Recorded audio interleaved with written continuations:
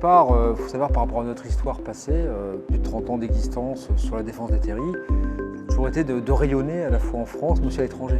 Parce que nos problématiques, elles sont aussi bien françaises que belges. Et donc je pense que ce projet transfrontalier est une opportunité pour nous, à la fois de découvrir un peu la Wallonie à travers ces terris, mais aussi d'apporter notre savoir-faire, nos connaissances pour le territoire wallon. De quoi êtes-vous le plus fier dans ce projet? Le plus fier, c'est surtout d'avoir réussi à aboutir à notre programme, parce que le programme était ambitieux.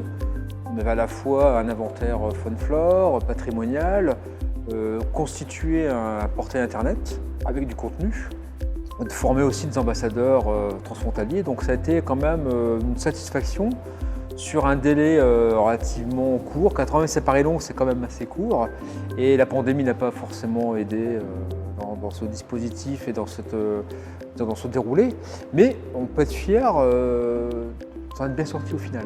Et donc on espère surtout poursuivre l'aventure et qu'elle perdure très longtemps, parce que ce n'est que le début de l'aventure. Aujourd'hui, on a construit les bases de ce projet.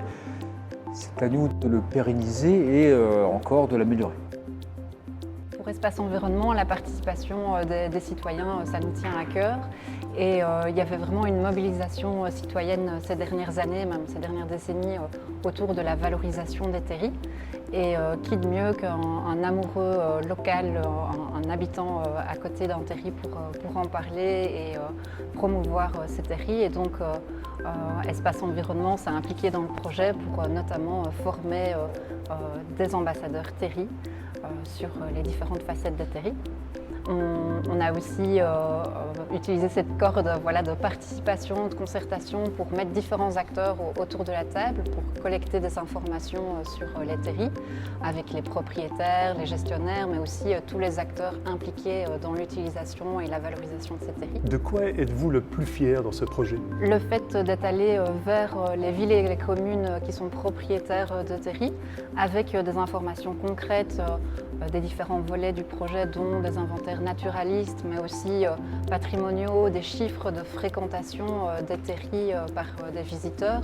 Ça a permis vraiment d'ouvrir les yeux de certains politiques locaux sur l'intérêt de ces terris, la richesse de ces terris.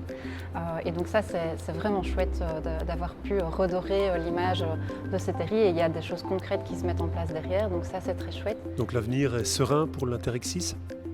Il y a plusieurs pistes en effet pour une suite, un Interreg 6, parce qu'on a inventorié environ 80 terris, il y en a beaucoup plus sur le territoire transfrontalier. Il y a les ambassadeurs qu'on peut continuer de former et d'encourager dans le développement de produits touristiques, et pas mal de collaborations possibles avec les opérateurs touristiques locaux, oui. Monsieur Postel, quel regard vous portez sur le projet Destination Terri? Très bonne idée, à base. Le fait d'ajouter au développement économique, le développement touristique, la biodiversité, le développement durable, mixer l'ensemble, ça pouvait être qu'ambitieux. Et je crois que si j'ai un terme à dire par rapport à ce projet, c'était un projet ambitieux et réussi.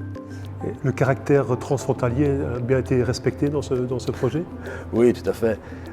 C'est clair d'avoir cette histoire minière transfrontalière matchée ensemble tant en France qu'en Wallonie, et quand on voit le portail que les opérateurs ont développé, on voit vraiment toute la plus-value transfrontalière de ce projet et toute l'utilité transfrontalière de ce projet.